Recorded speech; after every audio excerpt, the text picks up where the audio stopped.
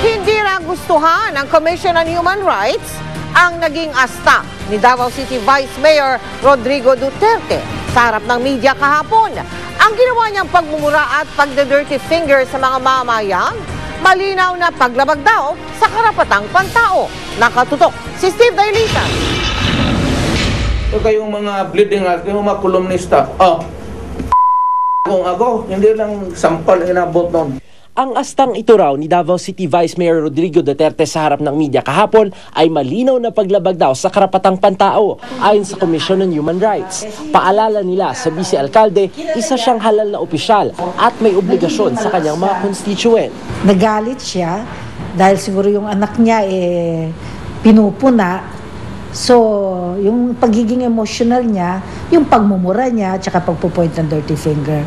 Verbal abuse yun. Ang nakakalungkot daw, tila sanay na at ipinagwawalang bahala na lang ng mga taga Davao City ang ganitong uri ng verbal abuse na wala raw halos ipinag-iba sa pananakit na pisikal na ginawa naman ng kanyang anak na si Mayor Sara Duterte kay Court Sheriff Abby Andres. Kaya para turuan ng leksyon, magsusumiti raw ng rekomendasyon ng CHR sa DILG kaugnay sa asal ng mag-ama. Ang mga namumuno sa gobyerno, katulad nung nabanggit ko, ay hindi mga Diyos, kung hindi mga public servants. DILG can reprimand him. Ang Vice Mayor's League of the Philippines wala raw kapasidad na parusahan si Vice Mayor Duterte. Batid daw nila ang hirap ang lungsod sa dinanas na kalamidad. Pero bukod sa paghahatid ng maayos na serbisyo, dapat daw maging mabuting ehemplo rin, lalo na sa kabataan, ang mga halal na opisyal. Kaya nga personal daw kakausapin ng Pangulo ng Liga si Vice Mayor Duterte sa kanilang nalalapit na pagtitipon-tipon. That we have to be very careful with our words. We have to be very careful with our actions because people are watching. And it's either we inspire our people or makapagpalala pa sa sitwasyon. May fact-finding team na binuo para alamin ang nangyari noong Biyernes nang sapakin ni Mayor Sara Duterte ang sheriff ng Davao City na si Abby Andres. Hanggang ngayon naman ay wala pang inihahain na reklamo si Andres. Steve Dailisa, Nakatutok, 24 Oras. Matapos ang palabang asta ni Acting Mayor Rodrigo Duterte kahapon, ngayong araw, ang panganay na anak naman niyang isang barangay captain, nag-dirty finger din ng hingan ng reaksyon sa media. Lumabas sa pag-aaral ng Philippine Center for Investigative Journalism o PCIJ na marami pa rin kumandidato nitong nakaraang eleksyon ang hindi pa naghahain ng kanilang Statement of Election Contributions and Expenditures. Nakatutok si Sandra Aguinaldo. Mahigit isang taon matapos ang 2010 elections, hindi magkanda-ugaga ang legal department ng COMELEC sa paghahabol sa mga dating kandidato na pasaway daw sa filing ng kanilang Statement of Election Contributions and Expenditures o SESE.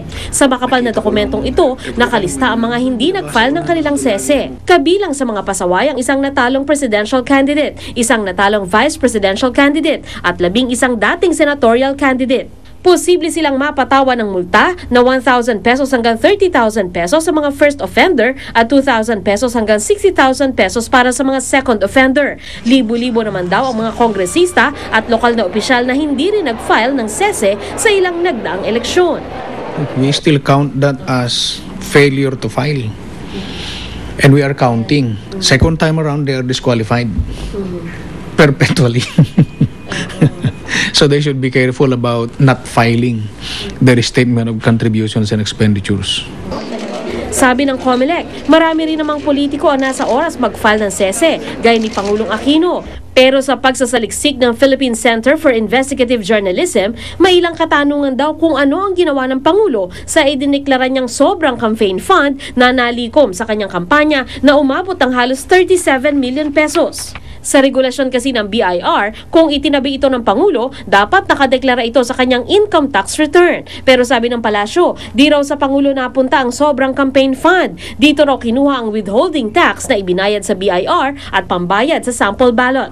Ang natirang mahigit 14 million, ibinalik sa tatlong donor na malaki ang ibinigay noong kampanya. The President understands perfectly well that those donations were made for the campaign and not to him personally. So they are in the process. Some have, I believe, have already been returned. Some are already in the process of being returned.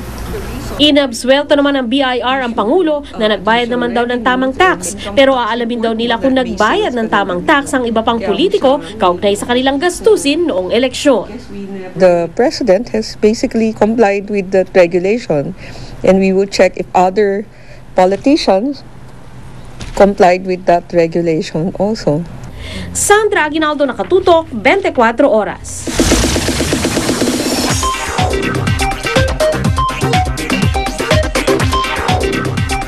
Para sa Chika Minute, makakasama natin muli ngayong gabi si Andrea Torres. Andrea?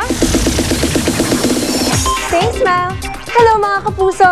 Ready na ba kayo sa mainit nating chikahan? Claudine Barreto, excited na raw para sa kanyang ikakasal na kaibigan na si Jolina Magdangal. At Metro Manila Film Fest movie na Panday 2 ni Marian Rivera, makakalaban ng pelikula ni Ding Dong Dantes? Ano kayang nararamdaman ni Marian tungkol dito? Alamin yan at iba ko pang chika, maya-maya lang. Susunod, barilan ng pulis at mga lalaking nang agaw sa kanyang armas, nakunan ng CCTV. Exclusive, suspect sa panloloob at pang-aabuso sa ilang dentista arestado sa Laguna.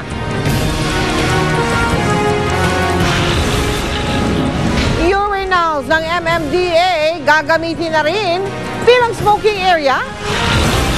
Mamahalin niyang sports car, ibinenta na ng Pangulo.